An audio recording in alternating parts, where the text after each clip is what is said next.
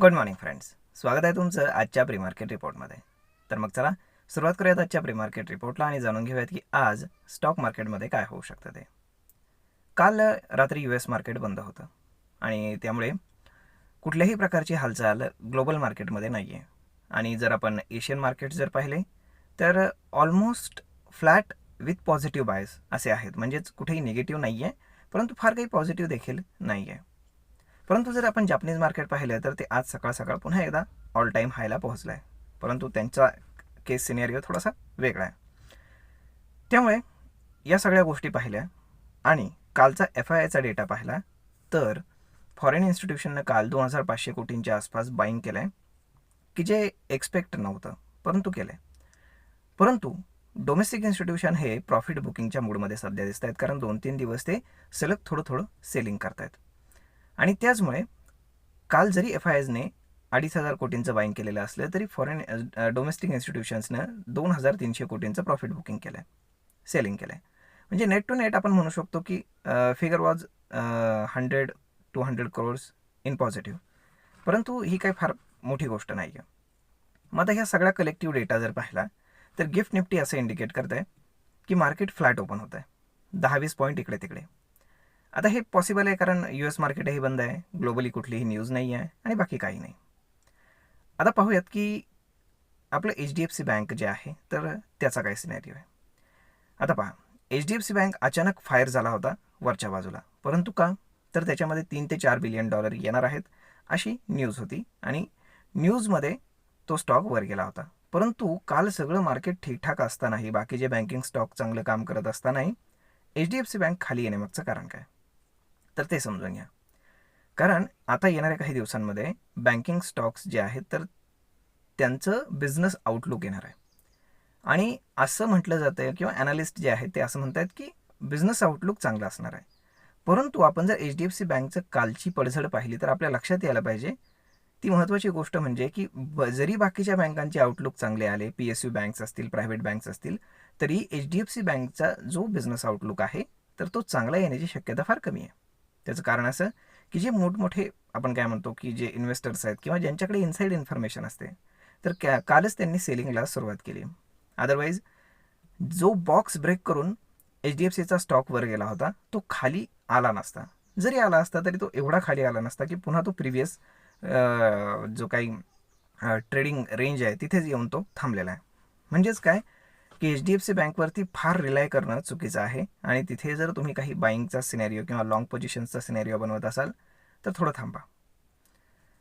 आता एकंदर जर सगळं पाहिलं तर US आज एक इम्पॉर्टंट डेटा येणार आहे. आज रात्री तिथे जॉब्स डेटा येणार आहे. ही महिन्याची सुरुवात आहे आणि पहिलाच शुक्रवार आहे तर तेव्हा त्यांच्याकडे तो डेटा येतो. आता पहा तिथे काय घडू शकतं, कारण त्याचा इम्पॅक्ट हा पूर्ण जगावर होणार आहे. सगळ्यात महत्त्वाची गोष्ट म्हणजे की जर तिथल्या मार्केटनं अँटिसिपेट ऑलरेडी केलेलं आहे की जॉब्स डेटा चांगला येईल आणि म्हणूनच तिथलं मार्केट हे पुन्हा ऑल टाईम हायपाशीच ट्रेड करतं आहे. आणि जर ॲज एक्सपेक्टेड तो जॉब्स डेटा आला नाही, थोडा जरी इकडे तिकडे आला किंवा थोडं जरी निगेटिव्ह आला तरीसुद्धा तिथे मार्केटमध्ये एक छोटंसं करेक्शन येऊ शकतं की जे पेंडिंग आहे आणि त्याच्यासाठी काहीतरी न्यूज काहीतरी झालं पाहिजे तरच ते येऊ शकतं. आता आपल्या मार्केटकडे जर आपण पाहिलं तर गेले 8 दिवस आपलं मार्केट सतत ग्रीनमध्ये क्लोज आहे. रेडमध्ये हार्डली क्लोज आहे परंतु मोस्टली ग्रीनमध्ये आहे. आणि आपण जर पाहिलं तर एक सिंगल साईड रॅली मार्केटने दिलेली आहे. परंतु सतत एकाच प्राईस रेंजमध्ये वरती जाणं, वरच्या बाजूला जाणं ही गोष्ट चांगली नाही आहे. जर आपण वेव्ह थेरी पाहिली तर मार्केटमध्ये वेव्ह झाल्या पाहिजेत, थोडंसं करेक्शन, पुन्हा वर, थोडंसं करेक्शन आणि पुन्हा वरती, अशा पद्धतीने मार्केट गेलं पाहिजे. परंतु मार्केट रोज नवीन ऑल टाईम हाय लावत आहे की जे बरोबर नाही.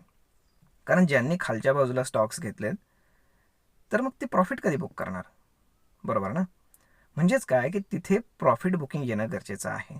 आणि जर सगळ्यांनीच अचानक एकाच वेळेस प्रॉफिट बुकिंग करायला सुरुवात केली तर मग मात्र मार्केटमध्ये बऱ्यापैकी करेक्शन येईल. परंतु जर आत्ता जर टेक्निकली पाहिलं तर 24,000चा जो सपोर्ट आहे तर तो एक चांगलं काम करताना दिसतोय.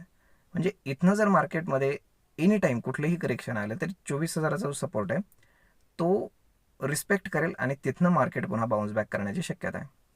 त्यामुळे मार्केट एवढ्यावरती आहे की इथे कुठलीही लॉंग पोझिशन बनवणं किंवा मग स्टॉक्स परचेस करणं हे आपण काय म्हणतो की रिस्क रिवॉर्ड रेशोला फेवरेबल नाही. मार्केटमध्ये एक 200-300 पॉईंटच्या आसपास, साधारण 24,000च्या आसपास येणं गरजेचं आहे आणि छोटंसं करेक्शन पेंडिंग आहे. ते जर आलं तर मग तुम्ही त्या ठिकाणी स्टॉक्स बाय करू शकता, जेणेकरून तुम्हाला एक चांगला रिस्क रिवॉर्ड जो आहे तो फेवरेबल मिळू शकतो. आता जर आपण मार्केटमध्ये पाहिलं तर हायर साईडला मार्केट कन्सॉलिडेट करत आहे. म्हणजेच काय की आता जे ह्या महिन्यामध्ये जे काही सुरुवातीला रिझल्ट येणार आहेत, तर ते रिझल्ट बऱ्यापैकी मार्केटवरती इम्पॅक्ट करतील. आता आय टीचे असं मानलं जातं की रिझल्ट जे आहेत तर ते एक्सपेक्टेशन प्रमाणे तरी येतील किंवा त्याच्यापेक्षा चांगले तरी येतील, की ज्याची शक्यता आहे. परंतु जर त्यातली एखादी कंपनी गणली तर मग मात्र महागात पडू शकतं. आणि दुसरी गोष्ट म्हणजे बँकिंग रिझल्ट, तर तेही पाहावं लागेल की काय होणार आहे. आणि त्यानंतर एक प्री बजेट रॅली येऊ शकते की ज्याच्यामध्ये एक छोटंसं करेक्शन आणि पुन्हा एक अपसाईड मूव मार्केटमध्ये येऊ शकतो. त्याच्यामध्ये जर आपण पाहिलं तर बजेटमध्ये ज्या ज्या काही गोष्टी मांडल्या जाऊ शकतात त्याचे रुमर्स तयार होतील. त्याच्यामध्ये मग सोलार प्रोडक्ट्स असतील, त्यानंतर मग इलेक्ट्रिक व्हेकल्स असतील, यांच्याशी रिलेटेड स्टॉक्स असतील, त्यानंतर गॅस, एनर्जी रिलेटेड कंपनीज असतील, इन्फ्रास्ट्रक्चर रिलेटेड कंपनीज असतील, तर या कंपन्यांना जास्तीत जास्त फायदा होण्याची त्यामध्ये शक्यता आहे. तर मग पाहूयात की येणाऱ्या काही दिवसांमध्ये काय होऊ शकतं ते. परंतु आज आपण जर मार्केटमध्ये पाहिलं तर एक छोटंसं मुवमेंट येऊ शकतं आयदर ऑर इदर साईड, परंतु ते आपण म्हणू शकतो एक कन्सॉलिडेशन झोनमध्येच राहू शकतं जोपर्यंत यूएसचा जॉब्स डेटा येत नाही तोपर्यंत. आणि आज आहे शुक्रवार, त्यानंतर 2 दिवस सुट्टी आहे. त्यामुळे शेवटच्या 1 तासामध्ये एक मुवमेंट येऊ शकतं आयदर डाऊन साईड किंवा अप साईड.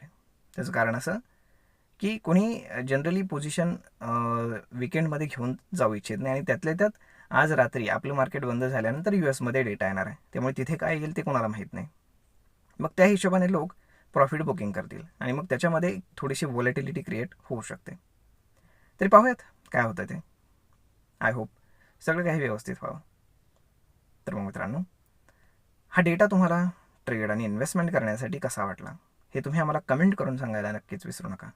आणि जर हा व्हिडिओ तुम्हाला आवडला असेल तर आपल्या जवळच्या मित्रमंडळींसोबत देखील हा व्हिडिओ तुम्ही शेअर करायला विसरू नका आणि चॅनलला देखील सबस्क्राईब करायला विसरू नका.